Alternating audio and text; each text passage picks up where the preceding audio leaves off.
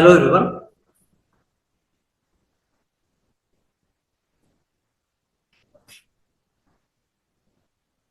good morning. So, coming to the subject of history with respect to both group 1 as well as group 2. రెండు చూసుకుంటే కనుక syllabus అనేది చూసుకుంటే ఇంచుమించుగా it is more or less the same. Few topics have been exempted here. Apart from that మనం చూసుకుంటే కనుక more or less the topics అనేవి ఒకటేగా కనిపిస్తాయి. సో ఇందులో మనకి especially we are going to discuss two aspects. First one is that group 1 కి group 2 కి ప్రిలిమ్స్ లో హిస్టరీ సిలబస్ లో కామనాలిటీస్ ఏంటి, డిఫరెన్సెస్ ఏంటి అనేది మనం చూడాల్సి ఉంటుంది. ఫాలోడ్ బై దట్ గ్రూప్ 1 కి గ్రూప్ 2 కి ప్రిపేర్ అయ్యే ప్రాసెస్ లో ఏంటంటే ఓన్లీ ప్రిలిమ్స్ ప్రిపేర్ అవ్వాలా లేదంటే మెయిన్స్ కూడా ప్రిపేర్ అవ్వాలి. ఎందుకంటే మనం చూసుకుంటే గ్రూప్ 1 లో ప్రిలిమ్స్ లో యాజ్ వెల్ as మెయిన్స్ లో కూడా ఏంటంటే ఇండియన్ హిస్టరీ అనేది ఉంటుంది. బట్ వేరస్ గ్రూప్ 2 కి వచ్చేసరికి మనం చూసుకుంటే కనుక you will be seeing that only ఏముంటుంది మనకి Indian history is confined only to group 2, right? So we are supposed to see the strategy with respect to this preparation for all the three aspects, that is group 1 prelims and mains followed by group 2 prelims as well, right? So coming to the history, so ఎక్కువ మనకి ఏంటంటే it's not necessary to go in detail. I will be summarizing you in a very crisp manner and mains కి ఎలా deal చేయాలి అంటే we just see roughly, okay? So answer writing అనేది ఎలా చేయాలి అంటే it's not very much deep గా వెళ్ళాల్సిన అవసరం లేదు. హిస్టరీ రిలేటెడ్ గా వచ్చేసరికి మనకి ఏమవుతుందంటే more or less it is what say very easy comparative to other subjects especially. So coming to syllabus మనం చూసుకుంటే కనుక ఇక్కడ మీరు చూస్తే కనుక ఇది మనకి గ్రూప్స్ లో ఇచ్చిన సిలబస్ అండి. సో గ్రూప్ 2 లో పర్టికులర్ గా ఏంటంటే ఈ సిలబస్ అనేది ఇచ్చారు, ancient, medieval and modern, right?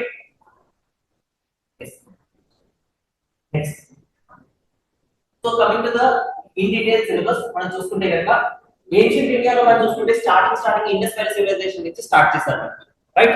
దాని తర్వాత next Vedic age. Vedic age తర్వాత మనం చూసుకుంటే డైరెక్ట్ గా బుద్ధిజం అండ్ జైనిజం వచ్చారు. సో గ్రూప్ 1 కి గ్రూప్ 2 కి డిఫరెన్సెస్ ఎక్కడ వచ్చింది ఇక్కడ మనం చూసుకుంటే ఇండస్ వ్యాలీ సివిలైజేషన్ ముందు మనకి ప్రీ హిస్టారిక్ కల్చర్స్ అని చెప్పి ఒక టాపిక్ ఉంది, palaeolithic, mesolithic, neolithic age. So ఈ టాపిక్స్ అనేది గ్రూప్ 2 సిలబస్ లో మనకి ఇవ్వలేదు. వేరే అలాగే ఇంకొక ఇంపార్టెంట్ ఆస్పెక్ట్ ఏంటి మీరు చూసుకుంటే ఇక్కడ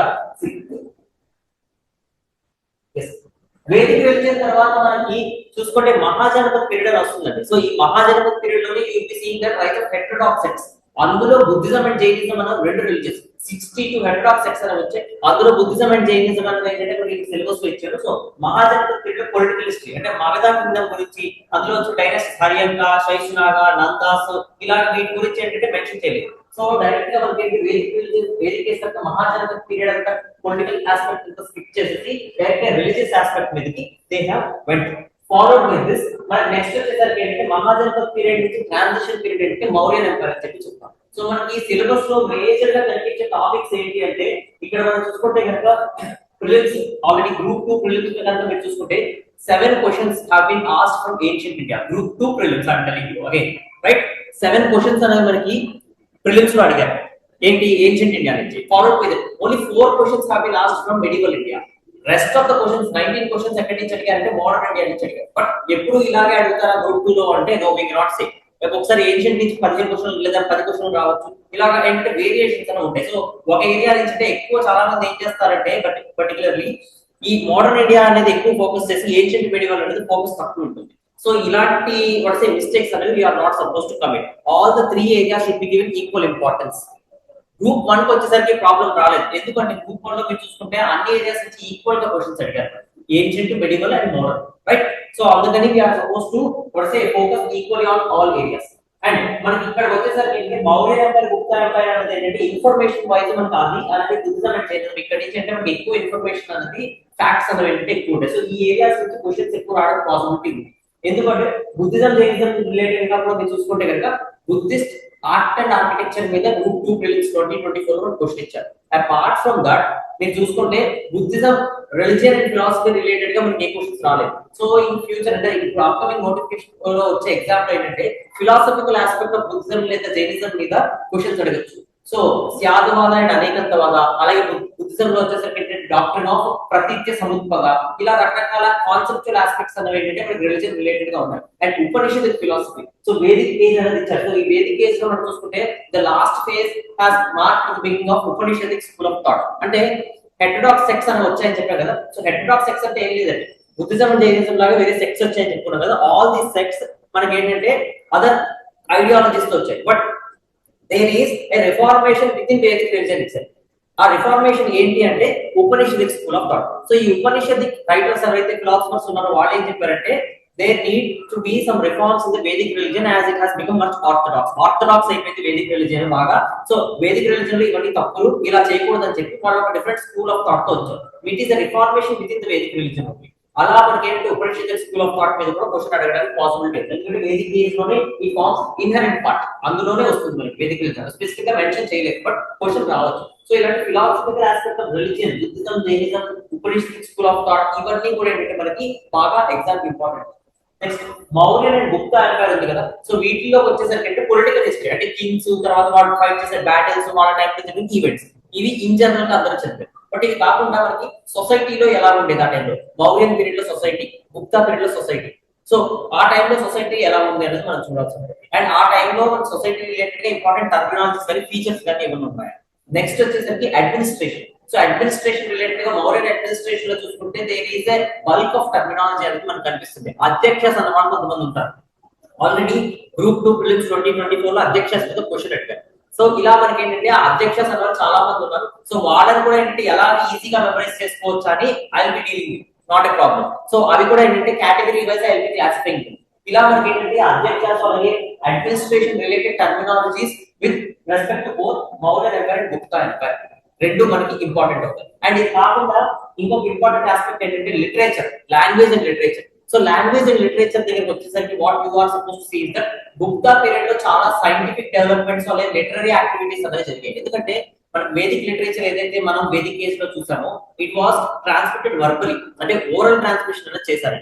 ఆ చేసిన తర్వాత మీకు నెక్స్ట్ వచ్చేసరికి ఏంటంటే ఈ వేదిక్ కార్పస్ అంతా కూడా ఏంటంటే రిటర్న్ డౌన్ అయ్యేసరికి ఏంటంటే means they came on to the say leaflets of palm leaves. ఇది వచ్చేసరికి మనకి ఎప్పుడు అవుతుందంటే by the time of Gupta period the writing of Vedic literature on to the palm leaves have been of the what is text form లో it has been completed by the Gupta period. Even Ramayana and Mahabharata epics ఇవి కూడా ఏంటంటే మనకి it has been completed by the Gupta period itself. So literature in terms of what say Vedic literature అవ్వచ్చు లేదా scientific and technological developments. So already మన group 2 లో question అడిగారు, రోమక సిద్ధాంత ఆస్ట్రానమీ రిలేటెడ్ గా క్వశ్చన్ అడిగారు. రైట్, ఇలా మనకి ఏమవుతుందంటే టర్మినాలజీస్ మీద ఎక్కువ ఫోకస్ పెట్టాల్సి ఉంటుంది. అలాగే society, economy and administration, these are the 3 areas. Terminologies అనేవి చాలా ఇంపార్టెంట్ ఈ areas. Right, so this is the syllabus, this is the common syllabus for both group 1 as well as 2. ఇందులో ఎక్స్ట్రా గా గ్రూప్ 1 లో ఏమున్నాయి అనేది we will see. Right, so pre historic cultures అలా మీరు చూసుకుంటే ఇక్కడ you don't see, but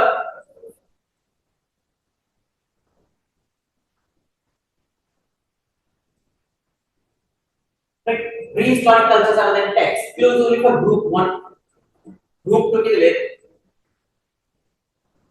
right, group 2 కి లేదు. అలాగే ఇండస్ వ్యాలీ సివిలైజేషన్ ఉంది.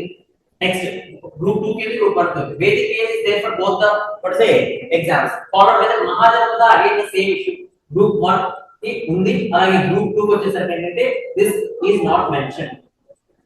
Right, next rise of heterodox sects. So ఈ హెటెరోడాక్స్ సెక్ట్స్ లోనే మనకి ఏంటంటే బుద్ధిజం, జైనిజం గురించి మాత్రం చెప్పుకుంటే సరిపోతుంది. Right, philosophical aspect is important for that. Next followed by this Mauryan Empire. చెప్పాను కదా ఆల్రెడీ ఏమేమి చూడాలని చెప్పి. These are the aspects society, economy, administration, culture.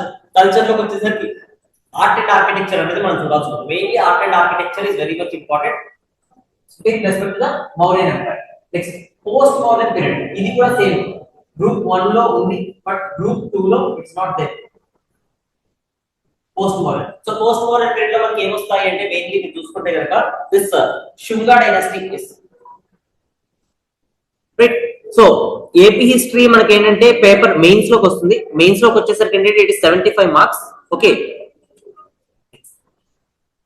So ఈ పార్ట్ లో మనకి ఏంటంటే పోస్ట్ మోడర్న్ పీరియడ్ అనేది 1 లో ఇవ్వలేదండి. సో గ్రూప్ 2 లో ఏంటంటే మనకి it is 75 marks. Right, next Gupta period అనేది వచ్చేసరికి ఏమవుతుందంటే అగైన్ ఇది మనకి బాగా ఇంపార్టెంట్ అవుతుంది. It is there for both group 1 and group 2. Right, next తర్వాత గుప్తా పీరియడ్ తర్వాత వచ్చే పీరియడ్ అంటే ఈ పోస్ట్ మోడర్న్ పీరియడ్ అనేది మనకి లేదు. ఇక్కడ పోస్ట్ మోడర్న్ పీరియడ్ లో నేను చెప్పాను కదా డైనాసిటీస్ ఏమేమి ఉంటాయి చెప్పి. So Indo Greeks, Sakas, Parthians and Kushans, these are some of the dynasties which came from outside. అలాగే ఇండియాలో ఉన్నప్పుడు డైనాసిటీస్ ఏంటి అని మనం చూసుకుంటే కనుక this Kanva dynasty and Shunga dynasty అని చెప్పి ఇండియాలో రూల్ చేస్తుంటే Shunga was replaced by Kanvas over period of time. Followed by that Deccan part లో వచ్చేసరికి ఏంటంటే మనకి ఏ డైనాసిటీస్ ఉన్నాయి, శాతవాహనాస్. ఫాలోడ్ బై దట్ మనకి నెక్స్ట్ వచ్చేసరికి ఎక్స్ట్రీమ్ సౌత్ లోకి వచ్చేసరికి Sangam age kingdoms, Cheras, Cholas and Pandyas. ఇలా ఈ డైనాసిటీ సంగమ్ ఏజ్ గురించి మనం గ్రూప్ వన్ కొంచెం చూడాల్సి ఉంటుంది. అండ్ ఇక్కడ మనం పర్టికులర్ గా మాట్లాడుకుంటే సంగమ్ ఏజ్ గురించి స్పెసిఫై అనేది చేయలేదు, రైట్. సో తర్వాత ఈ గుప్తా పీరియడ్ అనేది ఏంటంటే అన్ని ఆస్పెక్ట్స్ లో కూడా మనకి important. Society, economy, religion, political events వేసుకుని ఇంపార్టెంట్. చాలా అవసే డెవలప్మెంట్స్ అనేవి ఏంటంటే ఈ పీరియడ్ లో కనిపిస్తాయి. సో ఇక్కడ నుంచి మనకి మౌర్య నగర్ గుప్తా పీరియడ్ నుంచి క్వశ్చన్ లేకుండా పేపర్ అనేది ఉండదు, రైట్. నెక్స్ట్ తర్వాత post Gupta period. Gupta empire decline అయిపోయింది. డిక్లైన్ అయిపోయిన తర్వాత it's very vast empire, right. So decline అయిన తర్వాత మనకి నెక్స్ట్ వచ్చింది ఏంటి అంటే ఫ్రాగ్మెంటెడ్ కింగ్డమ్స్ వస్తాయి. అంటే ఇండిపెండెంట్ చిన్న చిన్న స్టేట్స్ అనేవి చాలా వస్తాయి. అలా వచ్చిన స్టేట్స్ లో ఏంటంటే మనకి హర్షవర్ధన గురించి we are going to see. So ఈ belong to dynasty called Pushyabhuti dynasty. So ఈ పుష్యభూతి డైనాసిటీలో మనకి ఏమవుతుంది అంటే you can see that particularly but Harshavardhana యొక్క అచీవ్మెంట్స్ అనేవి ఏంటంటే we are suppose to see. So Harshavardhana తర్వాత more or less and Harshavardhana గురించి చూస్తున్నప్పుడు ఏంటంటే there is some aspect of Badami Chalukyas. So Harshavardhana north India contemporary Deccan లో ఏంటంటే there is one dynasty who gave a tough fight, so restricting his southern expansion into Deccan. So ఆ dynasty ఏంటంటే Badami Chalukyas. So Badami Chalukyas గురించి కూడా కొంచెం ఇన్ఫర్మేషన్ అనేది మనం చూడాల్సి ఉంటుంది as because it is interlinked with this Harshavardhana period, right. So ఇలా మనకి సిలబస్ అనేది ఉంది. ఫాలోడ్ బై దిస్ మనం చూసుకుంటే చూడండి. So these are the additional topics which you are suppose to read for group 1. మనకి ఇప్పుడు దాకా మొత్తం అంతా చూసాం. అందులో ఎక్స్ట్రాగా మీ గ్రూప్ 1 కి చదవాల్సిన టాపిక్స్ ఇవి. If you can see here ఈ మూడు టాపిక్స్ గురించి మనం ఆల్రెడీ చెప్పుకున్నాం. ఫాలోడ్ బై దిస్ ఇక్కడ మీరు చూసుకుంటే కనుక చూడండి ఒకసారి. Pallavas, Badami Chalukyas, eastern Chalukyas, Rashtrakutas, Kalyani Chalukyas, imperial Cholas. So ఈ అంతా డైనాసిటీస్ మనం చూసుకుంటే హర్షవర్ధన తర్వాత మనం చూసుకుంటే మోర్ ఆర్ లెస్ కాంటెంపరరీ అని చెప్పి చెప్పొచ్చు. ఈ టైంలో మనకి ఎస్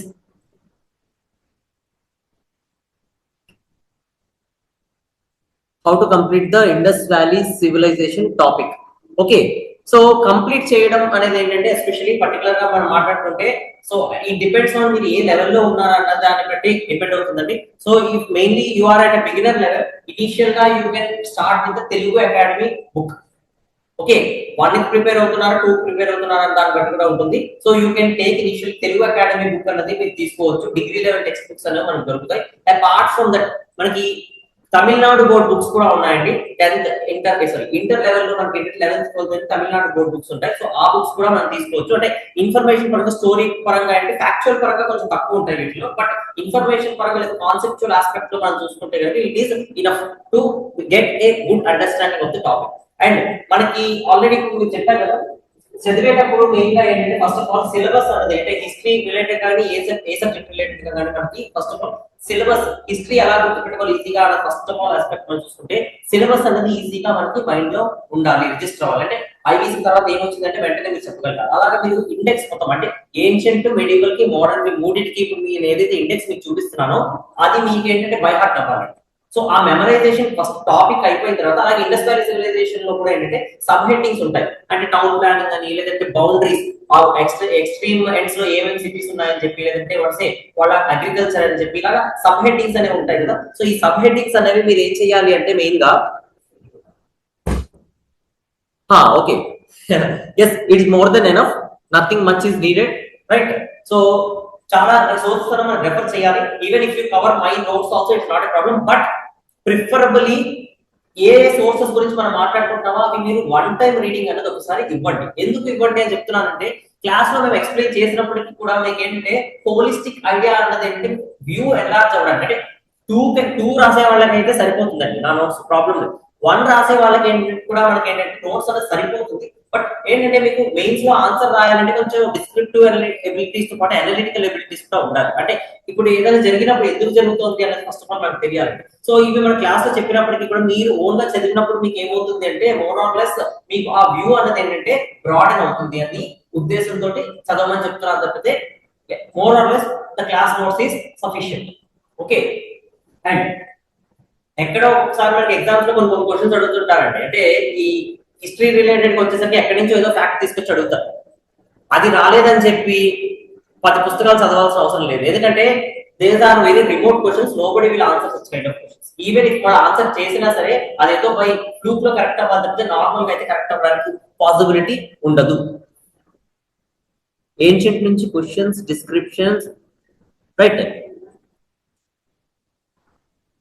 ఓకే, సో మనకి ఈ ఏన్షియంట్ నుంచి క్వశ్చన్స్ డిస్క్రిప్టివ్ ప్యాటర్న్ లో ఏమొస్తాయి, ఎంసీక్యూస్ ప్యాటర్న్ లో ఏమొస్తాయి. సో అవి మెయిన్ గా ఏంటంటే మనకి ఫస్ట్ ఆఫ్ ఆల్ ఎలాగా చూడాలి అంటే, ఫస్ట్ మీరు చూసుకుంటే కనుక డిస్క్రిప్టివ్ అనగా ఏంటంటే టాపిక్స్ మెయిన్ గా పీవైక్యూస్ అనో చూడాల్సి ఉంటుందండి. సో ఏవో మీరు చదివాల్సిన అవసరం లేదు, ఎక్కువ ప్యానిక్ అవ్వాల్సిన పని లేదు.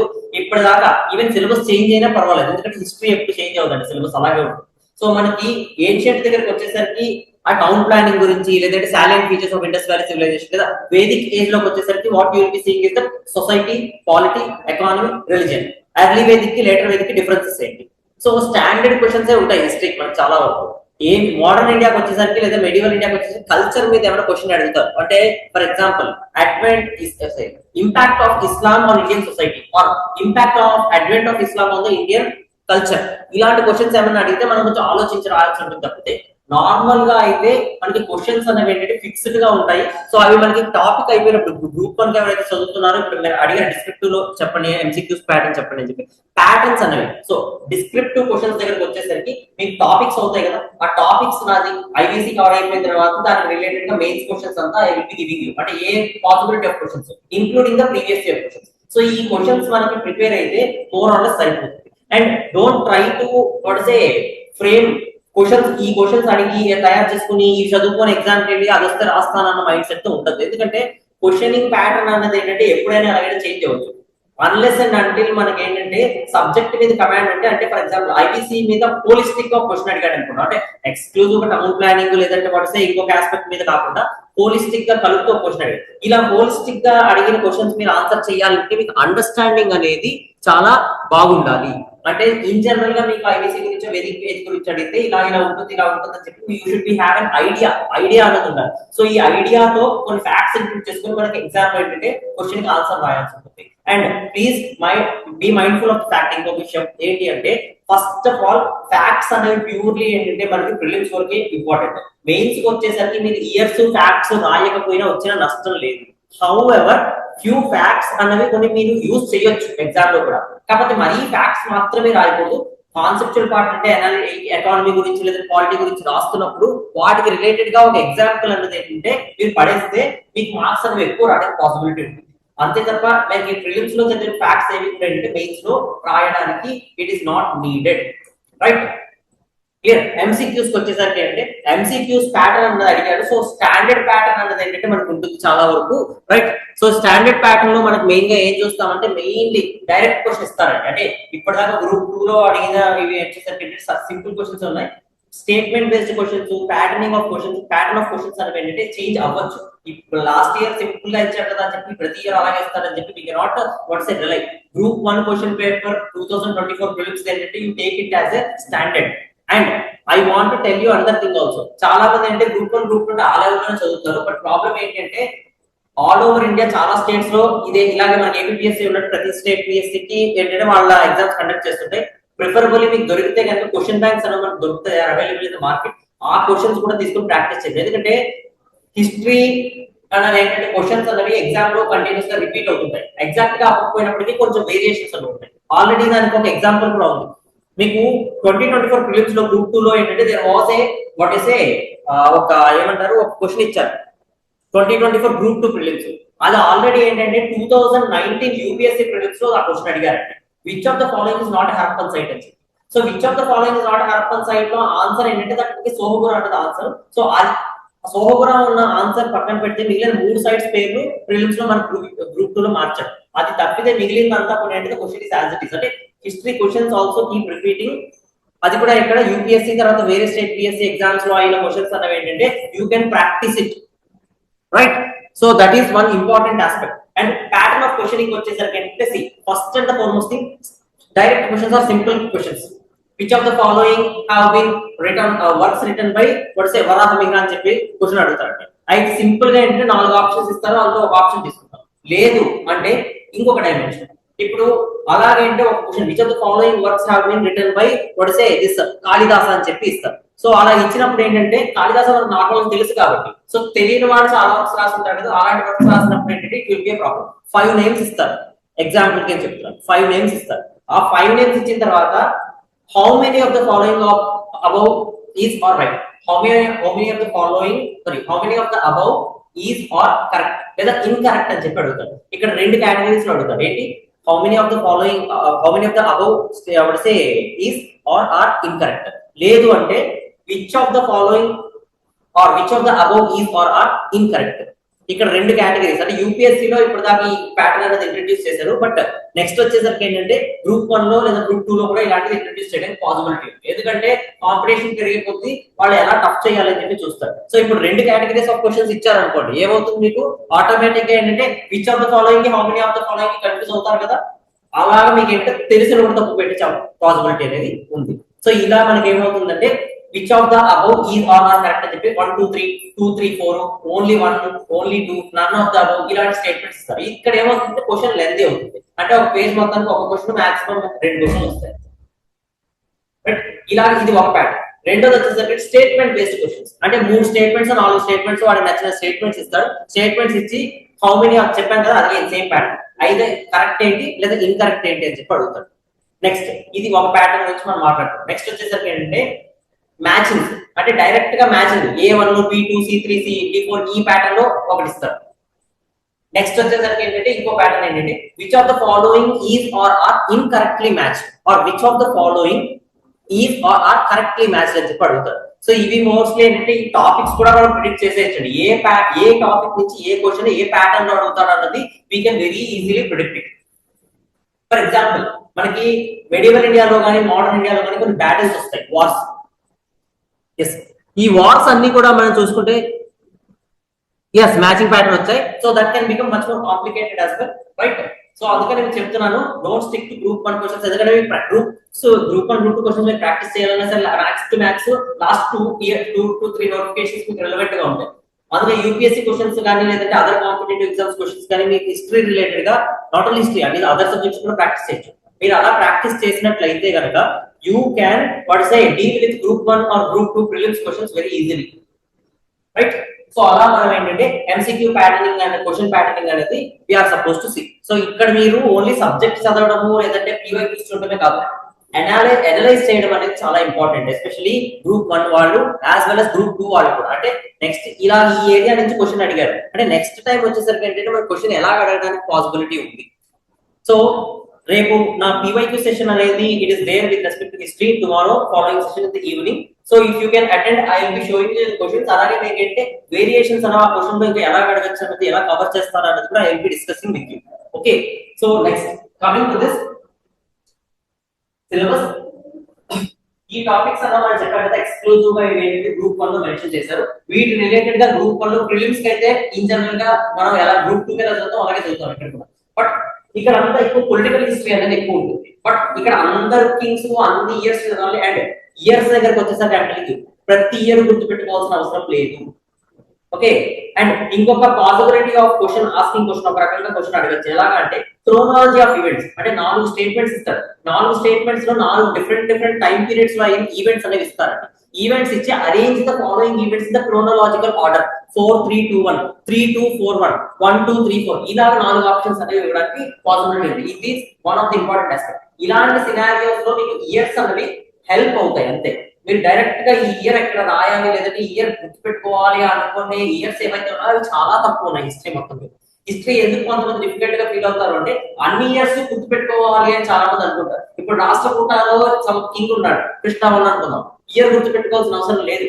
ఎవరి తర్వాత ఎవరు వచ్చారని చెప్పి అది కూడా ఇంపార్టెంట్ కింగ్స్ మాత్రము క్రోనాలజీ గుర్తుపెట్టుకుంటే సరిపోతుంది, రైట్? సో ప్రతి ఇయర్ గుర్తుపెట్టుకోవాల్సిన అవసరం లేదు. అండ్ ఇక్కడికి వచ్చేసరికి ఏంటంటే మెయిన్ గా వీళ్ళ కంట్రిబ్యూషన్స్ అనేవి ఏంటంటే ఉన్నాయి. బట్ మెయిన్స్ దగ్గరికి వచ్చేసరికి గ్రూప్ 1 మెయిన్స్ దగ్గరికి వీళ్ళు వచ్చేసరికి మీకు ఏమవుతుంది అంటే పర్టికులర్లీ కల్చరల్ కంట్రిబ్యూషన్ మీద క్వశ్చన్ రావడానికి పాసిబిలిటీ ఉంది. ఎందుకంటే పొలిటికల్ తర్వాత అడ్మినిస్ట్రేటివ్ ఆస్పెక్ట్ ఏంటంటే more or less everything is the same. మన రాష్ట్రకూటాసు చోళాసు అలాగే మనకి చాళుక్యాస్ బాదామి చాళుక్యాస్ కళ్యాణి చాళుక్యాస్ వీళ్ళ కల్చరల్ కంట్రిబ్యూషన్. ఈస్టర్న్ చాళుక్యాస్ అనేది సిలబస్ గ్రూప్ 1 ప్రిలిమ్స్ లో ఇచ్చినప్పటికీ కూడా మనకి ఏపీ హిస్టరీలో కవర్ అవుతుంది కాబట్టి చాలా వరకు ఏంటంటే ఇక్కడ క్వశ్చన్ రాదు. ఒకవేళ వచ్చినా సరే ఒక క్వశ్చన్ అంతే చాలా సింపుల్ గా అడుగుతారు. ఓకే, సో ఇలా మనకి these are the excessive topics for group 1. So చూడండి ఇక్కడ ఏమి ఇచ్చారు చూడండి, సిలబస్ లో ఇచ్చింది I have placed here socio cultural contributions. Right, ఇక్కడ చూడండి ఏమి ఇచ్చారు, సోషియో కల్చరల్ అంటే సొసైటీ, అలాగే మనకి కల్చరల్ ఆస్పెక్ట్. కల్చర్ అనగానే మనకి ఏమొస్తుంది, 3 ఆస్పెక్ట్స్ వస్తాయి. First one is language and literature, అంటే ఆ టైంలో డెవలప్ అయిన లాంగ్వేజ్, ఆ లాంగ్వేజ్ లో వచ్చిన important literary works. Right, next third one వచ్చేసరికి ఏంటంటే art and architecture. These are the 3 areas which are to be covered under the socio-cultural contributions. Right? Cultural part lo vachesaki em cheppamadi, language and literature, followed by that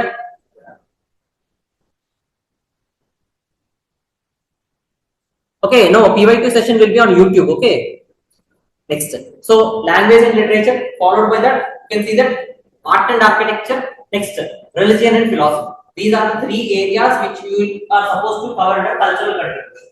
So these are the things with respect to this additional topics of group 1. Next,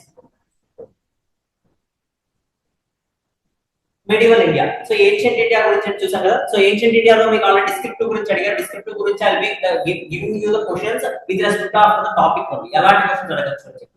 so for example మీకు ఒక question ఏంటంటే normal గా topic wise కాదు, topics ని compare చేస్తూ questions అడగచ్చు. ఎలాగంటే Indus valley civilisation కి అలాగే వేదిక్ ఏజ్ కి డిఫరెన్సెస్ లేదా సిమిలారిటీస్ రాయమని చెప్పి అడగచ్చండి. సో ఇలాంటి క్వశ్చన్ అడిగినప్పుడు you are suppose to what say use your intelligence. ఎందుకంటే మీరు ఐబీసీ సెపరేట్ గా చదువుతారు, వేదిక్ ఏజ్ సెపరేట్ గా చదువుతారు, బట్ రెండింటి సిమిలారిటీస్ డిఫరెన్సెస్ రాయమన్నప్పుడు ఏమవుతుంది అంటే you will panic in the exam. And exam లో మనకి టైం ఎక్కువ దొరకదు కదా ఆన్సర్ ఆలోచించడానికి. So that will be a problem. అందుకనే try to predict the possibility of questions which will be asked in the exam.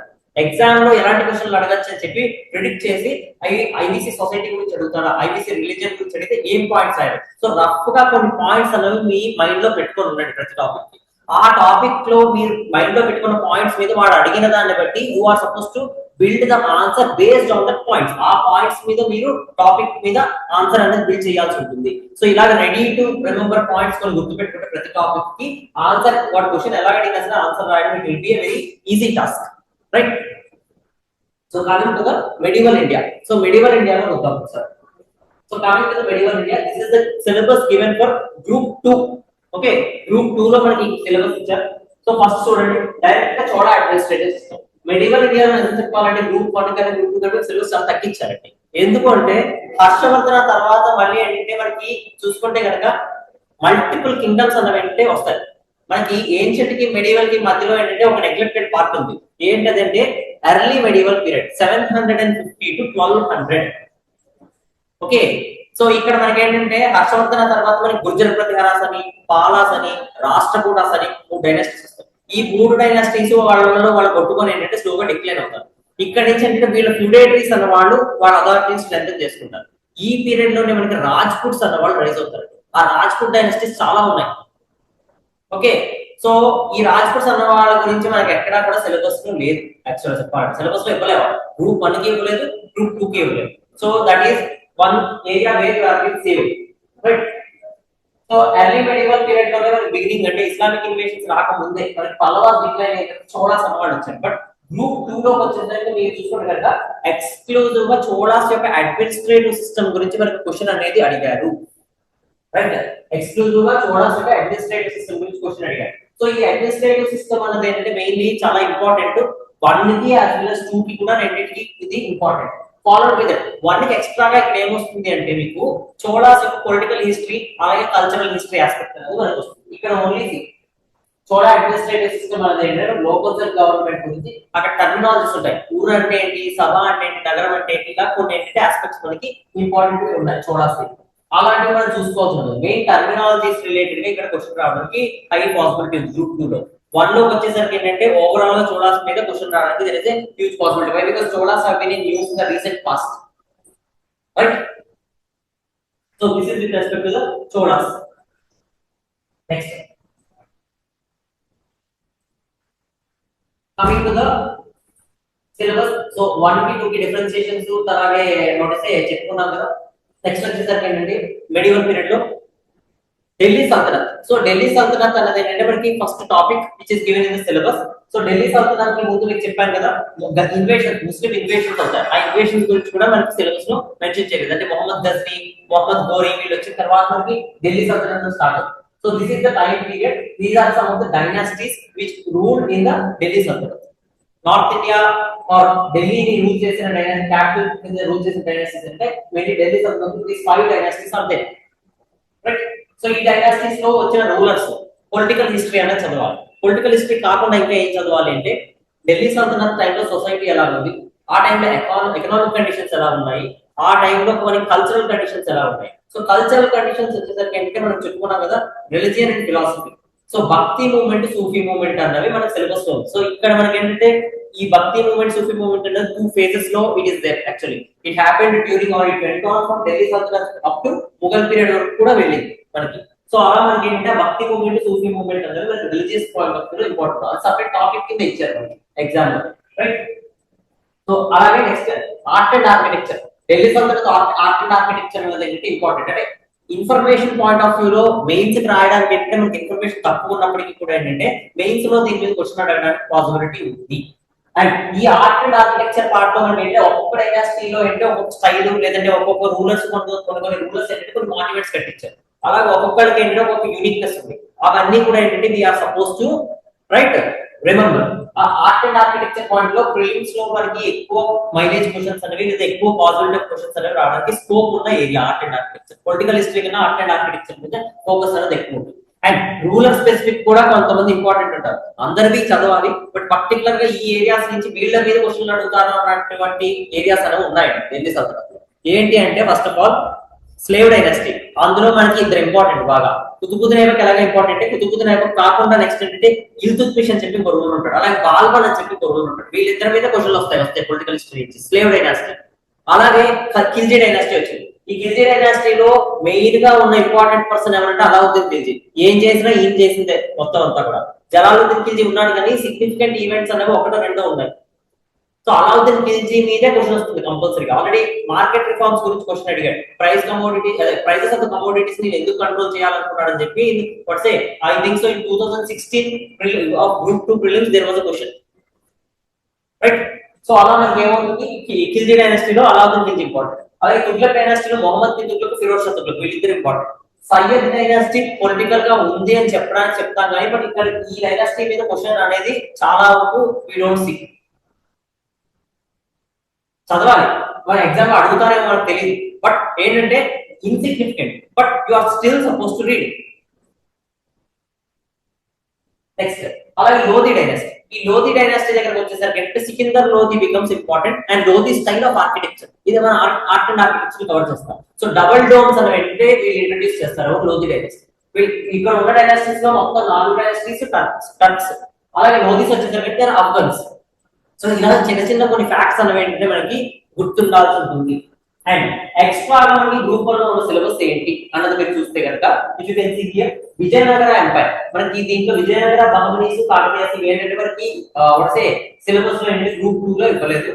Fine, mainly because especially Kakatiyas, Vijayanagara, Bahmanis ఇదంతా కూడా మనకి ఏపీ హిస్టరీలో ఉంటుంది. Probably that is the reason they did not face these dynasties in the what's syllabus of Indian history. ఈ Vijayanagara empire లో dynasties ఉన్నాయి. So independent what's individual dynasties, వాటిలో rulers, right. Devaraya 1, Devaraya 2, Sangama dynasty are important. Followed by that you can see Srikrishna Devaraya Tuluva dynasty. Followed by that you can see that Aravidu dynasty, Aliya Ramaraya, right. ఇలా మనకి ఏమవుతుందంటే ఈ Vijayanagara empire related గా మనకి political, economic, social and cultural aspects అని చూడాల్సి ఉంటుంది. అండ్ విజయనగర అడ్మినిస్ట్రేషన్ లో నాయంకర సిస్టమ్ అని చెప్పేసి ఒకటి ఉంటుంది. ఆ నాయంకర సిస్టమ్ మీద క్వశ్చన్ ఈజ్ ఇంపార్టెంట్. ఓకే, అది మనకి మెయిన్స్ లో గ్రూప్ 1 మెయిన్స్ లో అడుగుతారు. అలాగే గ్రూప్ 1 ప్రిలిమ్స్ లో, గ్రూప్ 2 ప్రిలిమ్స్ లో కూడా. గ్రూప్ 2 ప్రిలిమ్స్ లో లేదు కాబట్టి they won't ask. But group 1 వాళ్ళకి వచ్చేసరికి ఏంటంటే ఈ విజయనగర ఎంపైర్ అనేది especially for all dimensions you are suppose to cover the Vijayanagara empire followed by the Kakatiyas as well, right. Kakatiyas కూడా ఏంటంటే అన్ని డైమెన్షన్స్ కవర్ చేయాలి. అంటే political, economic, social, cultural everything you are suppose to cover. Nothing you can leave in these dynasties especially. Contemporary south Indian kingdoms. So ఇది group 1 related గా కాబట్టి మనం చెప్తాం. సో ఇస్లామిక్ ఇన్వేషన్స్ అయ్యే టైంకి మనకి డెక్కన్ లో ఏ డైనాసిటీస్ ఉన్నాయి కాంటెంపరీ ఏ డైనాసిటీస్ ఉన్నాయని చెప్పి మనం చూసుకోవాలి. So Deccan especially Deccan south India mainly at the time of Muslim invasions Chola empire decline అయ్యే ప్రాసెస్ లో మనకి ఏంటంటే ఆ మోడల్స్ డిక్లైన్ అయిన తర్వాత లేదా ప్యారల్ గా కూడా మనం కన్సిడర్ చేసుకోవచ్చు. డెక్కన్ లో మనకి ఏంటంటే సౌత్ ఇండియా కంప్లీట్ గా 4 డైనాసిటీస్ అనేవి మనకి ఎగ్జిస్టెన్స్ లోకి వస్తాయి. సో ఆ డైనాసిటీస్ ఏంటి అంటే first of all you can see that Yadavas of Devagiri, next Hoysalas of Dwarasamudra Karnataka region, next Kakatiyas of Warangal Telangana, followed by the Pandyans of Madurai. Pandyans అన్నమాట చోళాస్ డిక్లైన్ అయిన తర్వాత రైజ్ అవుతారు పవర్ కి. సో ఈ 4 డైనాసిటీస్ తో అలావుద్దీన్ ఖిల్జీ ఇన్వేషన్స్ అయ్యారు, ఖిల్జీ డైనాసిటీ టైంలో కూడా దే ఆర్ ప్రివైలింగ్. సో ఈ ప్యారలల్ ఏంటి కాంటెంపరీ సౌత్ ఇండియన్ కింగ్డమ్స్ మనం చూసుకోవాలి. అలాగే ముగల్స్ టైం వచ్చేసరికి ఏంటంటే కాంటెంపరీగా ఏ కింగ్డమ్స్ ఉన్నాయి అంటే ఒక మేజర్ డైనాసిటీ గురించి మీరు చూస్తున్నప్పుడు ఆ డైనాసిటీ కాంటెంపరీగా ఏ డైనాసిటీస్ అనేవి ప్రివైల్ అయి ఉన్నాయి. This is one expected area of asking the question, right? So ఇది మనం చాలా జాగ్రత్తగా చూసుకోవాలి. History is not difficult if you can predict what will come in the exam based on what have already been asked in the previous year questions, right? Next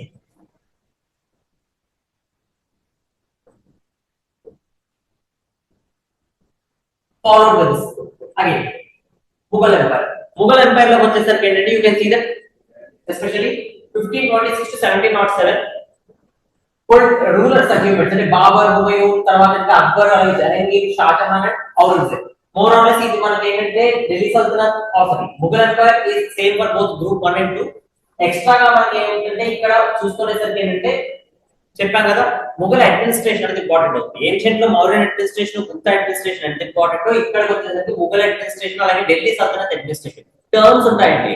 Diwani విజారత్, Diwani urge అంటే ఏంటి, ఇలా కొన్ని terminologies ఉంటాయి అడ్మినిస్ట్రేషన్ లో. So ఆ departments names especially, so అలాంటి departments names మన ఢిల్లీ సల్తనత్ లోనే కాదు ఇక్కడ కూడా ఉన్నాయి. అండ్ ఇక్కడ it is much more complicated. And దీని తర్వాత administrative aspect of Mughal empire లో ఇంకొక ఇంపార్టెంట్ టాపిక్ మనకు ఉంటుందండి. ఏంటది అంటే mansabdari system and jagirdari system. ఈ రెండు సిస్టమ్స్ మనకి ఏంటంటే ఎగ్జామ్ కి చాలా important. High probability of asking question from this area. వీళ్ళ రూలర్స్ గురించి అడుగుతారో లేదో మనకు తెలియదు కానీ వాళ్ళ బ్యాటిల్స్ గురించి అడుగుతారో లేదో మనకు తెలియదు కానీ మన్సబ్దారీ జాగీర్దారీ మీద మాత్రం there is a maximum possibility of asking question, right? So ఈ political achievements of the rulers కూడా చదవాలి మనకి. బట్ ఏంటంటే ఇన్ఫర్మేషన్ పాయింట్ ఆఫ్ వ్యూలో this is very much less. మనకి ఎక్కువ ఇన్ఫర్మేషన్ ఎవరి దగ్గర కనిపిస్తుంది అంటే first of all you can see that Akbar, అలాగే మనకి వచ్చేసరికి ఏంటంటే బాబర్ యాజ్ వెల్ కొంత ఇన్ఫర్మేషన్ ఉంది. Next Shahjahan, so sorry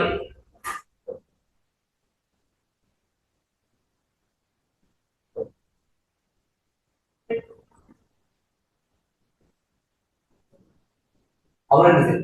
information point of వ్యూలో వీళ్ళ ముగ్గురు దగ్గర ఎక్కువ ఇన్ఫర్మేషన్ అనేది కనిపిస్తుంది. షాజహాన్ దగ్గర ఏంటంటే ఇన్ఫర్మేషన్ తక్కువ మనకు ఉండేది ఎగ్జామ్ పాయింట్ ఆఫ్ వ్యూ చూసుకుంటే. సో వీళ్ళ మీద మనకి ఏంటంటే ఎగ్జామ్ క్వశ్చన్ అడగడానికి పాసిబిలిటీ.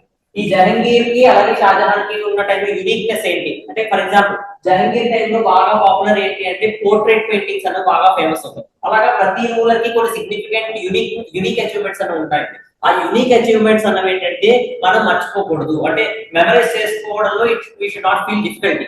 అంటే ఇప్పుడు చెప్పాను కదా జహంగీర్ పోర్ట్రేట్ పెయింటింగ్స్ అన్నవి బాగా ఫ్లరిష్ అయ్యే టైంలో అని చెప్పి అలాగా కొన్ని ఆస్పెక్ట్స్ ఉన్నాయి. నెక్స్ట్ వచ్చేసరికి షాజహాన్ టైంలో especially construction use of white marble has been excessively used during the time of Shahjahan constructions. Akbar టైంలో మీరు ఏ మాన్యుమెంట్ చూసుకున్నా కూడా జహంగీర్ అక్బర్ టైం వరకు కూడా మనం చూసుకుంటే చూస్తే కనుక అన్ని రెడ్ కలర్ అండి, రెడ్ శాండ్ స్టోన్ యూజ్ చేశారు. మీరు ఏ మాన్యుమెంట్ అయినా చూసుకోండి red sandstone is the principal building material. Jahangir దగ్గర నుంచి షిఫ్ట్ స్టార్ట్ అవుతుంది. అంటే ఇనిషియల్ గా ఏంటంటే షేక్ సలీం చిస్తి అని ఒక ఆయన ఉంటాడు, ఆయన టోమ్ ఏంటి వైట్ మార్బుల్ కట్టిస్తారు షాజహాన్. సో అలా మనకి జహంగీర్ టైం నుంచి మనకి స్టార్ట్ అవుతుంది. బట్ ఎక్కువ వైట్ మార్బుల్ మనకి యూజ్ చేస్తుంది, అలాగే డెకరేషన్ ఆర్నమెంటేషన్ యూజ్ చేస్తుంది షాజహాన్ అన్నవాడు ఆయన యూజ్ చేస్తారు. దాన్ని ఏంటంటే ప్రెషియస్ స్టోన్స్ ఏంటంటే ఎంబెడ్ చేస్తారు walls. That is called pietra dura technique అని చెప్పి పిలుస్తాం. ఇలాగా మనకి కొన్ని టర్మినాలజీస్ అనేవి లేదంటే ఈ రూలర్ స్టైల్ లో ఉండే యూనిక్నెస్ అనేది ఏంటి అని మనం చూసుకోవాలి, రైట్? అలా మనకి సపోజ్ తీసుకుంటే Mughal empire followed by Marathas. So Marathas is also important topic. Every prelims లో మీరు చూసుకుంటే మరాఠాస్ ఎస్పెషల్ మరాఠా అడ్మినిస్ట్రేషన్ మీద ఇప్పుడు దాకా 2 సార్లు క్వశ్చన్ అడిగారు. You can see Sari Naubat అన్న పర్సన్ ఏంటంటే he is associated to which administration లో he is associated to what అని చెప్పి question has been asked. So ఇలా మనకి అడ్మినిస్ట్రేషన్ లో కొంతమంది ఉన్నారు రాష్ట్ర ప్రధాన్స్ అని చెప్పి చెప్తారు శివాజీ అడ్మినిస్ట్రేషన్.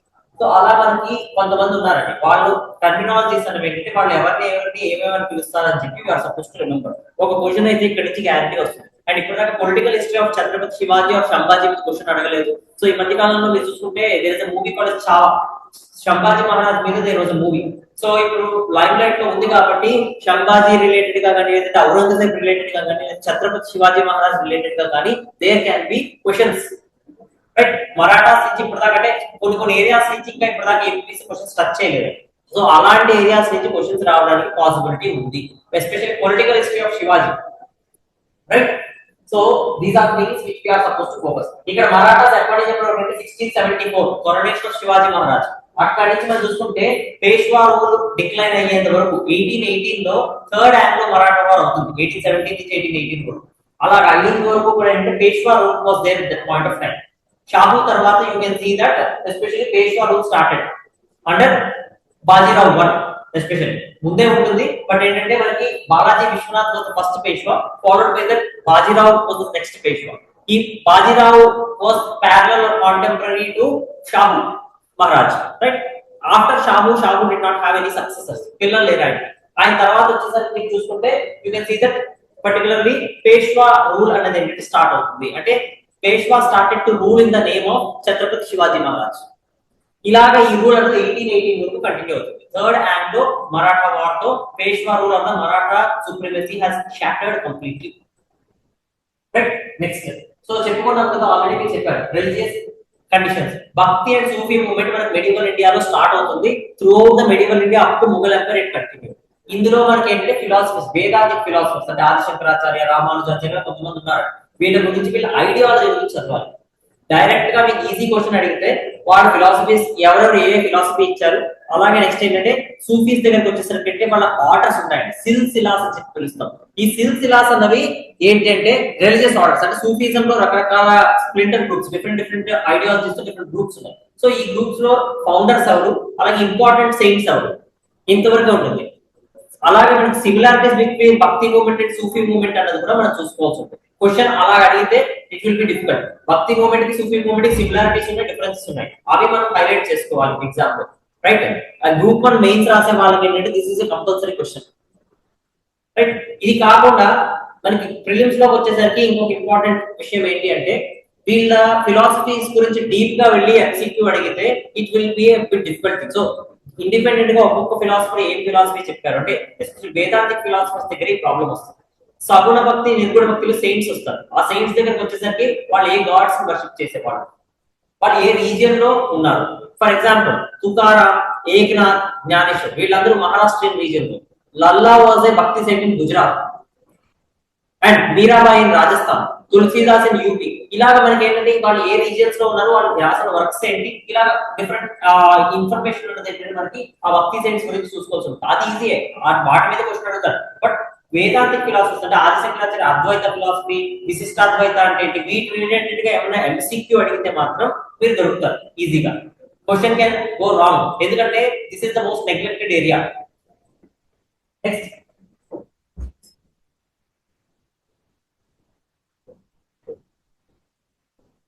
తర్వాత coming to modern India. So modern India అనేది ఇచ్చే సిలబస్ ఇది చూసుకుంటే. Right, so advent of the Europeans అనేది ఏంటంటే మెడివల్ ఇండియాలో ఇచ్చాడు సిలబస్ షీట్ లో, బట్ యూరోపియన్స్ అడ్వెంట్ కూడా మనం చూడాల్సి ఉంటుంది. Okay, coming to this is the syllabus given, but you are suppose to start from advent of the Europeans.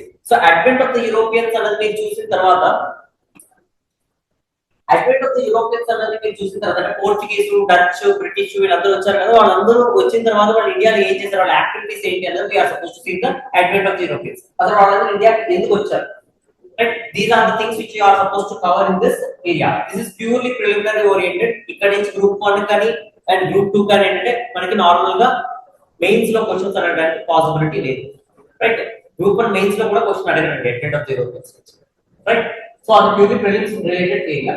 దాని తర్వాత నెక్స్ట్ వచ్చేసరికి మీరు చూసుకుంటే కనుక rise and consolidation of British power in India. అంటే బ్రిటిష్ వాళ్ళు ఇండియాలోకి వచ్చిన తర్వాత ఏంటంటే పోర్చుగీస్ తో ఫైట్ చేశారు, అలాగే అదర్ కొలోనియల్ పవర్స్ ఫైట్ చేశారు. Finally the fight was between whom, British and French. వీళ్ళిద్దరూ ఫైట్ చేసుకున్న తర్వాత మీరు చూసుకుంటే కనుక ఫైనల్ గా బ్రిటిష్ ఎమర్జ్ విక్టోరియస్. సో ఈ ప్రాసెస్ లో మనకి వీళ్ళు ఏమేమి చేశారు అంటే మనం చూడాల్సి ఉంటుంది. British rise and consolidation, right. So we'll be going topic by topic. Like because syllabus లో ఎంత అర్థం ఇచ్చారు, this just a gave you for an idea only. Okay, so see European penetration తర్వాత మనం చూసుకుంటే బ్రిటిష్ ఫ్రెంచ్ ఫైట్ చేసుకున్నారు చెప్పండి. The British emerge victorious or they became supreme in India. Next ఇండియాలో బ్రిటిష్ వాళ్ళు రూల్ చేసేసరికి and more or less I want to tell you another thing also. ఏంటంటే మీకు గ్రూప్ 1 కానీ గ్రూప్ 2 కానీ modern India syllabus is the same. పెద్ద differences ఏమీ లేదండి. ఎక్స్ట్రాగా అంటే డాక్టర్ బిఆర్ అంబేద్కర్ అలాగే మహాత్మా గాంధీ యొక్క ఐడియాలజీస్ లో కంట్రిబ్యూషన్స్ అంటే కొంతమంది ఇంపార్టెంట్ లీడర్స్ ఉంటారు కదా, అలాంటి వాళ్ళ కంట్రిబ్యూషన్స్ అంటే వాళ్ళ ఐడియాలజీ ఏంటంటే చూడాలి. అది తప్పితే 1 కి 2 కి main modern India with respect modern India point of view there is no what say variation. So అలా మనం చూసుకుంటే ఇండియా ఒక బ్రిటిష్ కాంక్వెస్ట్. బ్రిటిష్ వాళ్ళు ఇండియాలో వచ్చే టైంకి వాళ్ళు పవర్ క్యాప్చర్ చేయడానికన్నా ముందు ఏమైందంటే ఔరంగజేబ్ లేదా ముగల్స్ డిక్లైన్ అయిన తర్వాత అటానమస్ స్టేట్స్ అని వస్తారు. అంటే ముగల్ ఎంపైర్ నుంచి కొన్ని ఏంటంటే ఇండిపెండెన్స్ డిక్లేర్ చేస్తుంది. అలా మనకి ఏంటంటే సక్సెసర్ స్టేట్స్ వచ్చాయి. అలాగే different categories of states autonomous powers అనేవి ఏమేమి వచ్చాయని చెప్పి మనం చూడాల్సి ఉంటుంది. This is the regional powers. And ఈ టైంకి ఏంటంటే ఎక్స్టర్నల్ ఇన్వేషన్స్ నాదిర్ షా అలాగే మనకి ఏంటంటే అహ్మద్ షా అబ్దాలీ ఇన్వేషన్ తర్వాత ఎక్స్టర్నల్ థ్రెట్స్. ఇంటర్నల్ థ్రెట్స్ వచ్చేసరికి ఏంటంటే డిక్లైన్ ఆఫ్ ముగల్ ఎంపైర్ ఎందుకు డిక్లైన్ అయిందని చెప్పి suppose and factors for the decline of Mughal empire అనేది ఇంపార్టెంట్ గ్రూప్ 1 మెయిన్స్ వాళ్ళకి. అలాగే factors for the decline of Maratha empire is also important for group 1 mains. Next regional powers అన్న rise అయ్యాయి. ఈ regional powers ఇక్కడ మనకి ఇచ్చిన successor states, new states, independent states. Successor states అంటే ఏం లేదు, ముగల్ ఎంపైర్ నుంచి ఇండిపెండెంట్ స్టేట్స్ అంటే సక్సెసర్ స్టేట్స్ అని పిలుస్తాం, right. Okay, successor states are the states which became independent from the Mughal Empire. Next, new states are made, they are also called as rebel states. In new states are mainly they rose as a reaction to the Mughal Empire. Mughal Empire ke against ga endante revolt ayi వచ్చే state. అందులో Marathas, Jats and Sikhs. You can see Jats అలాగే సిక్స్ అన్న వాళ్ళు ఏంటంటే Aurangzeb time లో they revolted.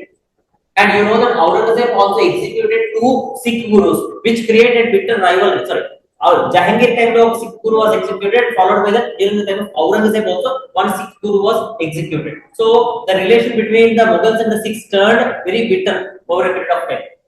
And Aurangzeb time was very weak. Ala manaki emotante Sikhs gurinchi chudali, Marathas and Jats. Right? So these are the 3 states. And independent states vachesariki these are the independent states. You can see Mysore, Travancore, Rajputs, alage Rohingya and Farrukhabad in the outskirts of Delhi. Right, ఇవి మనకి ఏంటంటే important states అని చెప్పి చెప్తాం.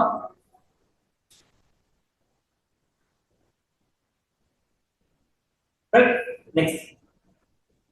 So ఈ states మీద ఏంటంటే prelims లో ఇన్ఫర్మేషన్ రావడానికి లేదంటే ఎంసీక్యూస్ అనేవి రావడానికి పాసిబిలిటీ ఉంది. Successor states, new states in the independent states.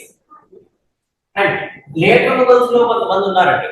Bahadur Shah followed by the Jahandar Shah, ఇలా మనకి ఏంటంటే కొంతమంది వస్తారు. Last ruler was Bahadur Shah Zafar 2, right. ఈ మధ్యలో చాలా మంది వచ్చారు. వాళ్ళ టైంలో వచ్చిన ఇంపార్టెంట్ ఈవెంట్స్ అంటే ఆ టైంలో ఇంపార్టెంట్ ఈవెంట్స్ అయితే వాళ్ళ క్రోనాలజీ అనేది గుర్తుపెట్టుకోవాల్సి ఉంటుంది. ఈ రిలేటెడ్ గా వస్తే లేటర్ ముగల్స్ లో వచ్చిన రూలర్స్ రిలేటెడ్ గా it is not necessary to remember the years. Bahadur Shah important. అలాగే నెక్స్ట్ వచ్చేసరికి ఏంటంటే Jahandar Shah important. Farrukh Siyar is much more important. ఎందుకంటే రాయల్ ఫర్మన్ ఆఫ్ 1717 అని చెప్పి బ్రిటిష్ ఈస్ట్ ఇండియా కంపెనీకి ఇస్తారు, రైట్. ఇలాగా మనకి కొంత మొహమ్మద్ షా పర్సన్ ఇంకొకటి ఉంటాడు. నెక్స్ట్ వచ్చిన వాళ్ళలో later Mughals, he is also important. ఇలా కొంతమంది ఇంపార్టెంట్ రూలర్స్ వాళ్ళ టైంలో జరిగిన ఇంపార్టెంట్ అచీవ్మెంట్స్ ఏంటి అని చెప్పి చూడాలి.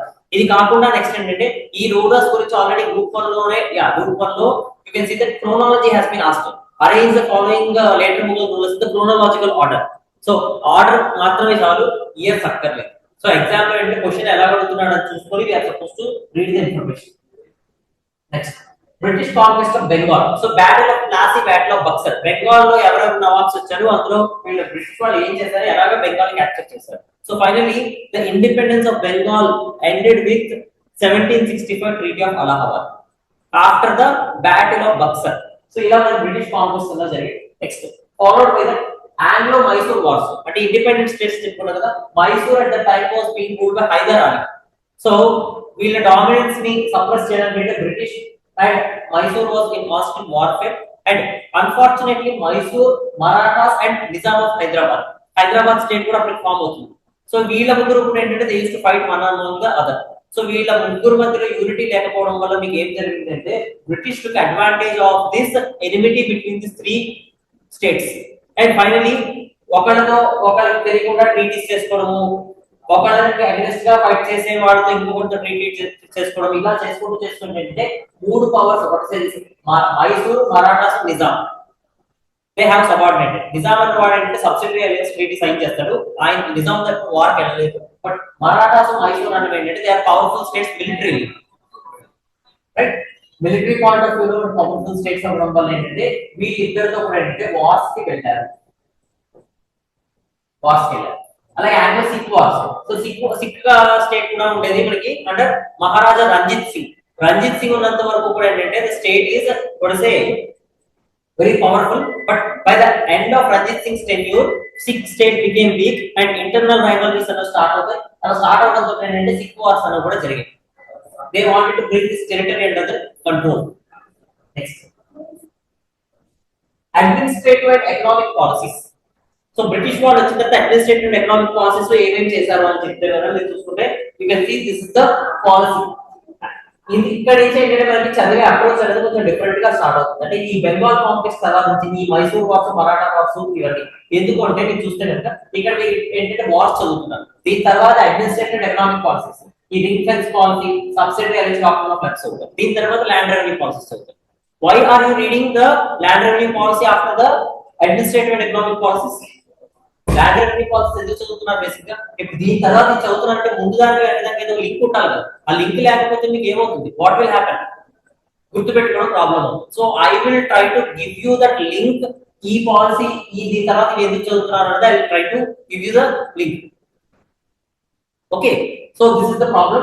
అండ్ ఇక్కడ నెక్స్ట్ వచ్చేసరికి చూసుకుంటే కనుక మనకి ఈ పాలసీస్ అన్నిటికీ కూడా అంటే ఫ్రేమ్ వర్క్ ఉంది. ఆ ఫ్రేమ్ వర్క్ ఏంటి అని మనం చూసుకుంటే కనుక 3 phases మనకి బ్రిటిష్ రూల్ అనేది ఏంటంటే కొలనైజ్ చేసిన తర్వాత 3 phases డివైడ్ చేసుకోవచ్చు. ఫస్ట్ ఏంటంటే మర్కంటైల్ ఫేజ్, అంటే ట్రేడర్స్ కింద వస్తారు, they remain as traders in the mercantile phase. So mercantile phase ఎప్పటి నుంచి స్టార్ట్? 1757 టు 1830 ఇదంతా మర్కంటైల్ ఫేజ్ అని చెప్పి. దీని తర్వాత 1830 నుంచి 1858 వరకు కూడా we will be calling it as industrial phase. అలాగే 1858 తర్వాత మీరు చూసుకుంటే కనుక it is called as financial phase. So mercantile, industrial and financial, ఈ ఫేజెస్ లో బ్రిటిష్ ఏంటంటే వాళ్ళ పర్సనల్ ఇంట్రెస్ట్ అంటే హోమ్ కంట్రీని బెనిఫిట్ చేసేలాగా ఒక్కొక్క ఫేజ్ లో ఒక్కొక్క కైండ్ ఆఫ్ పాలసీ ఫాలో అయ్యారు. దాని బేసిస్ మీదే మనకి political, administrative, economic, social and cultural ఈ 5 హెడ్స్ కింద మనం డివైడ్ చేసుకొని చదివితే ఫ్యాక్ట్స్ ఈజీగా గుర్తుంటాయి. అండ్ ఏ పాలసీ ఎప్పుడు ఫాలో అయ్యారు, ఎందుకు ఫాలో అయ్యారు అంటే మనకి క్లారిటీ వస్తుంది. అది లేకుండా మీరు డైరెక్ట్ గా పాలసీ ఆఫ్ రింగ్ ఫెన్స్ చదివారు అనుకోండి, దాని తర్వాత సబ్సిడరీ అలయన్స్ చదువుతారు, డాక్ట్రిన్ ఆఫ్ ఫ్లాప్స్ చదువుతారు, దాని తర్వాత ల్యాండ్ రెవెన్యూ పాలసీస్, జమీందారీ, మహల్వారీ, రైతువారీ సిస్టమ్ ఇవన్నీ చదువుతారండి. బట్ అవన్నీ చదువుతారు, బట్ అవన్నీ ఎందుకు వచ్చాయి అనేది మీకు అర్థం కాదు. ఎగ్జామ్ లో క్వశ్చన్ ఈ పాయింట్ ఆఫ్ వ్యూ లో అడగడానికి పాసిబిలిటీ ఉంది. So that is why we are suppose to read modern India with utmost care and caution. Next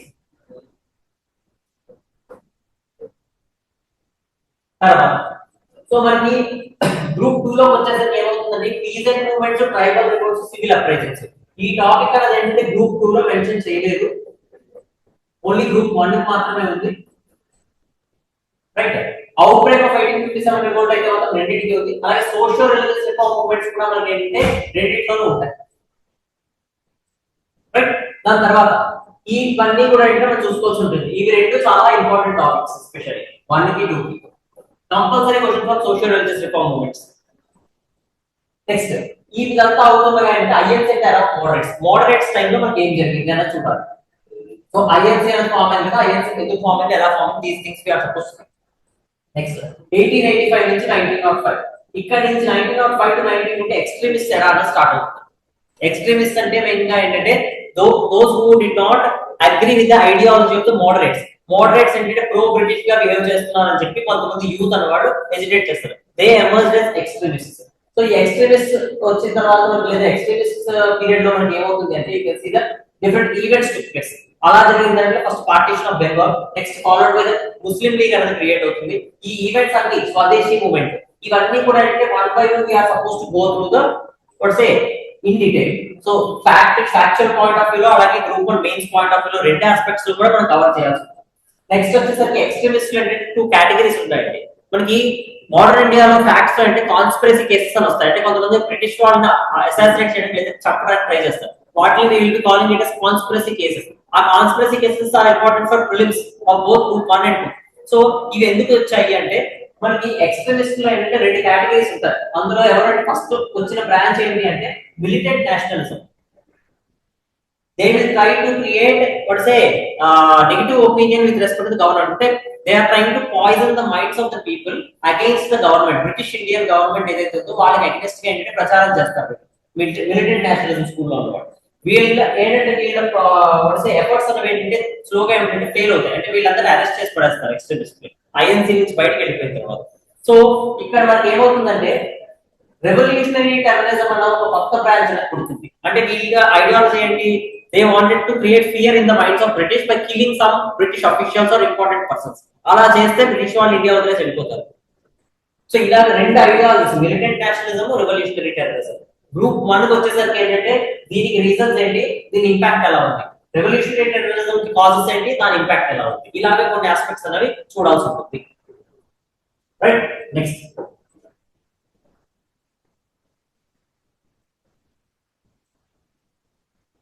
తర్వాత ఇంకొక ఆస్పెక్ట్ ఏంటంటే మనకి పాలిటీలో స్టార్టింగ్ లో కాన్స్టిట్యూషనల్ డెవలప్మెంట్స్ అని చెప్పి వచ్చుంటాయి. ఆ కాన్స్టిట్యూషనల్ డెవలప్మెంట్స్ మీరు చదువుతారు. రెగ్యులేటింగ్ యాక్ట్, తర్వాత Pitt's India act of 1784, act of settlement 1791, ఇవన్నీ కూడా ఏంటంటే మీరు చదువుతారు పాలిటీలో, but they are directly link to history. So for example మీరు ఇక్కడ చూసుకుంటే సూరత్ స్ప్లిట్ ఎక్స్ట్రీమిస్ట్ తర్వాత మోడరేట్ సపరేట్ అయిపోయారు. ఆ తర్వాత చూసుకుంటే చూడండి Indian councils act of 1909 Minto Morley reforms అని వచ్చాయి. సో వీటితో ఇంక్లూడ్ చేసుకుంటే హిస్టరీ చదివేటప్పుడే ఈ యాక్ట్స్ అనేవి చదివితే మీకు క్లారిటీ అనేది ఉంటుంది, ఎగ్జామ్ గుర్తు కూడా ఉంటుందండి, మర్చిపో. అండ్ తర్వాత ఫస్ట్ వరల్డ్ వార్ టైం కి మనకి ఇంచుమించుగా చూసుకుంటే కనుక ఫస్ట్ వరల్డ్ వార్ మీరు చూసుకుంటే 1914 నుంచి 1918 వరకు it took place. Right, 1914 to 18. 1916 లో మనకి ఎంత హోమ్ రూల్ మూవ్మెంట్ అనేది స్టార్ట్ అవుతుంది అండర్ అనిబిసిటెడ్ బాలగంగాధర్. సో అలాగే లక్నో ప్యాక్ట్, ఐఎన్సీ అలాగే ముస్లిం లీగ్ మళ్ళీ కలుస్తాయి and extremist were admitted into the INC అని. Next Rowlatt act. Right, so ఈ రౌలత్ యాక్ట్ ఎందుకు వచ్చిందంటే it is related to the world war scenario. Reason తెలియాలి రౌలత్ యాక్ట్ ఎందుకు వచ్చిందని. సో ఇది ఏంటంటే Rowlatt act is related to world war 1. దాని ఎందుకు లింక్ అయింది అనేది we are suppose to see. తర్వాత జలియన్ వాలాబాగ్, ఇది కూడా ఏంటంటే మోరాలెస్ ఈ జలియన్ వాలాబాగ్ మోరాలెస్ దీంతో లింక్ అయి ఉంటుంది, బోత్ ఆర్ ఇంటర్ లింక్. ఈ రౌలత్ యాక్ట్ కి అగైనెస్ట్ గా ప్రొటెస్ట్ చేసే ప్రాసెస్ లో ఏంటంటే ఈ ఇన్సిడెంట్ జరుగుతుంది, జలియన్ వాలాబాగ్ మాసైకర్. రైట్, దాని తర్వాత జనాలను కూల్ చేయడానికి ఏంటంటే again another legislation government of India 1990, అది మీరు పాలిటీలో చూడండి. రైట్, నెక్స్ట్ తర్వాత గాంధీయన్ పీరియడ్.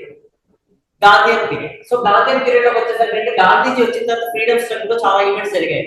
మనకి ఎగ్జామ్ పాయింట్ ఆఫ్ వ్యూ లో వచ్చేసరికి ఏంటంటే బాగా important with respect to Gandhiji ఇవి 2 చాలా ఇంపార్టెంట్. ఇండివిజువల్ గా చూసుకుంటే major events non cooperation important, Khilafat, అలాగే అంటే గాంధీజీ నేషనల్ యాక్టివ్ పాలిటిక్స్ లో రాకముందు చంపారణ్ అలాగే నెక్స్ట్ కేదార్, అహ్మదాబాద్ మినిస్ట్రీ, ఈ 3 కూడా ఏంటి ఇంపార్టెంట్ ఈవెంట్స్ గాంధీజీ. నెక్స్ట్ తర్వాత నెక్స్ట్ ఇంపార్టెంట్ ఇవన్నీ కూడా మనకి ఏంటంటే టాపిక్స్ అనేవి ఇది కవరింగ్, బట్ మేజర్ గా మనకి ఏంటంటే క్వశ్చన్స్ రావడానికి పాసిబిలిటీ ఉన్నది ఏంటి అంటే చూసుకుంటే కనుక ప్రిలిమ్స్ లో అలాగే మెయిన్స్ లో కూడా.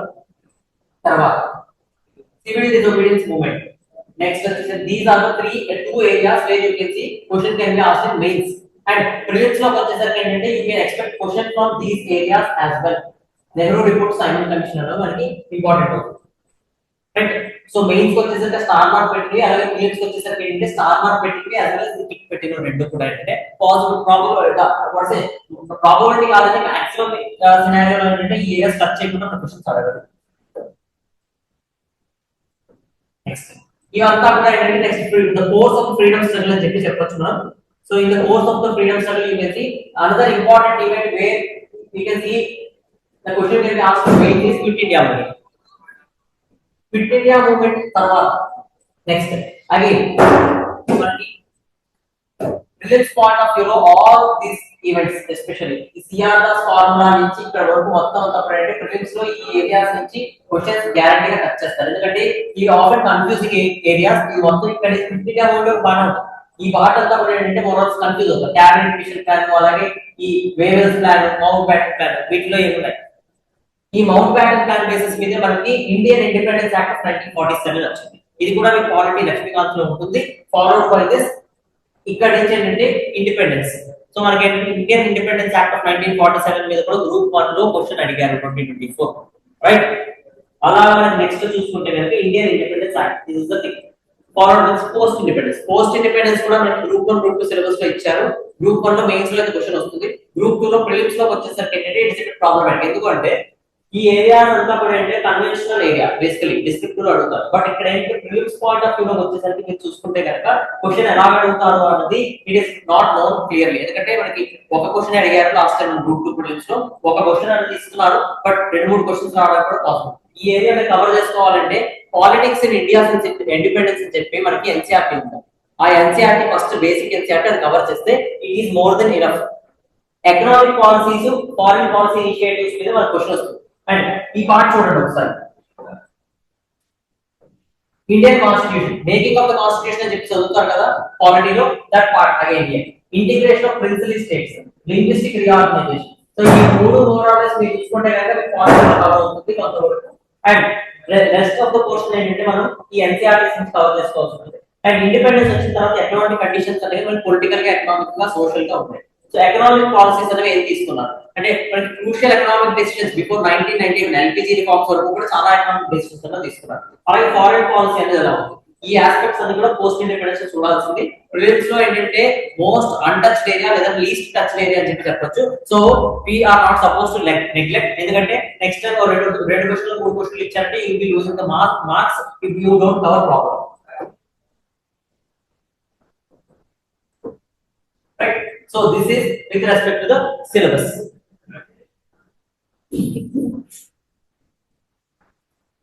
So this is for history syllabus. మనం చూసుకుంటే కనుక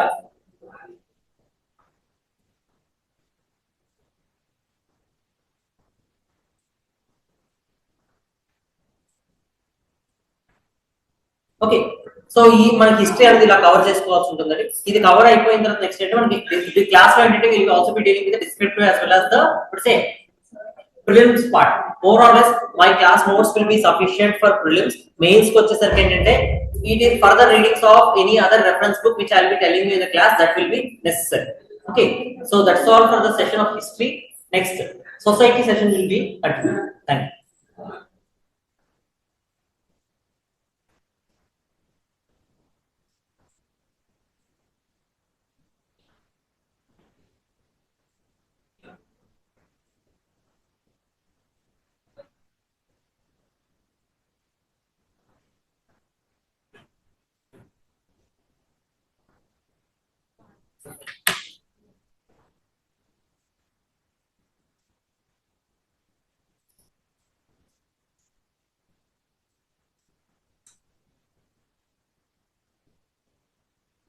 So welcome back, friends.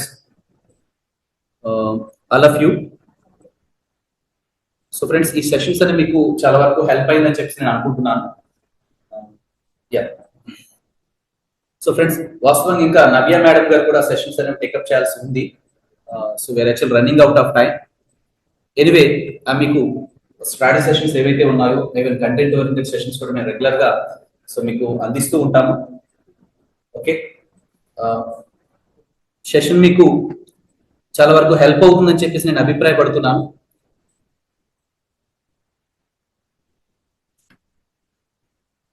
Is there any queries, friends? Please put a comment in the comment section. Is there any queries? Response from all of you. Yeah. Hope you satisfied all of you. ఇంకా regular గా మేము sessions అందిస్తూ వస్తామండి. So friends, మీకు April 1 నుంచి APPSC group 1 Prerana and Deeksha batch, APPSC group 2 Deeksha batch లో అయితే 550+ hours of live interactive class వస్తాయి పీసీఎం బ్యాచ్ సంబంధించి. అండ్ గ్రూప్ 1 బ్యాచ్ విషయానికి వచ్చిన మీకు 700+ అవర్స్ అనేవి సో లైవ్ ఇంటరాక్టివ్ క్లాస్ వస్తాయి. So each live interactive class followed by recording కూడా మీకు యాప్ లో అవైలబుల్ గా ఉంటుంది. విత్ ఇన్ 24 hours లో ఎనీ టైం మీరు వాచ్ చేసుకోవచ్చు. Both online as well as offline. Offline Seethammadhara near Alluri Sitaramadas touch Visakhapatnam. Online you can download Rao's competitive app. Friends I told you మీకు already నేను చెప్తూ వచ్చాను. ఈ రెండు బ్యాచెస్ కూడా మీకు గ్రూప్ 1 విషయానికి వచ్చిన కంప్లీట్ గ్రూప్ 1 ఫౌండేషన్ ప్రోగ్రామ్ ఇది. General GS plus SMS interview guidance కూడా మీకు అందిస్తూ వస్తాం. Daily answer writing practice, weekly grand టెస్ట్లు కూడా ఉంటాయి. ఓకే, ఈవెన్ దీక్ష బ్యాచ్ వచ్చినా సరే మీకు సిలబస్ అయితే ఎట్టి పరిస్థితుల్లో మీకు ఆల్రెడీ స్టడీ ప్లాన్ కూడా చూపించాం. సో ఏ స్లాట్ లో ఏ టాపిక్స్ పర్టికులర్ గా రెస్పెక్టివ్ ఫ్యాకల్టీ డీల్ చేస్తూ వస్తారనే దానికి సంబంధించి ఓకే ఫ్యాకల్టీ ప్యానల్ మీరు ఇప్పుడు కూడా చూస్తూ వచ్చారు. So this what friends brief information. ఇంకా ఎటువంటి క్వెరీస్ ఉన్నా సరే సో మీరు అడగొచ్చు. We are going to wind up the session. Okay. So friends, మీకు ఈ రోజు అయితే ఆఫర్ నడుస్తుంది. శ్రీరామనవమి ఆఫర్ అనేది ఈ రోజు మీకు ఎక్స్టెండ్ చేయడం జరిగింది. సో గ్రూప్ 1 కోర్స్ అనేది కేవలం మీకు 25,000 ఈ రోజు పర్చేస్ చేసిన అభ్యర్థికి 25,000 మాత్రమే వస్తుంది. సో తర్వాత ఈ ప్రైస్ అనేది మారిపోతూ వస్తుంది. ఈ రోజు అయితే మీకు అందరికీ ఆఫర్ ఉంది, అవకాశం సద్వినియోగం చేసుకోగలరు. సో గ్రూప్ 1 బ్యాచ్ తీసుకున్న అభ్యర్థికి గ్రూప్ 2 కూడా ఇక్కడ ఉచితంగానే అందించడం జరుగుతుంది. ఓకేనా, గ్రూప్ 1 తీసుకుంటే గ్రూప్ 2 క్లాస్ అనేది ఫ్రీ. ఓకే, టెస్ట్ సిరీస్ కానీ అన్ని కూడా ఇందులో ఇంక్లూడ్ అయి ఉంటాయి. సో మెంటార్షిప్, టెస్ట్ సిరీస్ అన్ని కూడా ఇందులో ఈ బ్యాచెస్ లో ఇంక్లూడ్ అయి ఉంటాయి. ఓకేనా, so this what friends. Even group 2 విషయానికి వచ్చినా సరే ఇది ఆఫర్ ప్రైస్ అనేది సో 7,999 వస్తుంది. ఈ ఆఫర్ అయితే టోల్డ్ యూ ఈ రోజు మాత్రమే ఉంటుంది. మీ అందరికీ కూడా ఈ ఆఫర్ అయితే ఇవ్వడం జరిగింది. ఎవరైతే సెషన్ లో జాయిన్ అవుతూ వచ్చారో వీళ్ళందరికీ ఈ ఆఫర్ అయితే మీకు ఇవ్వడం జరిగింది. So this what friends. Thank you to one and all, and thank you for your patience.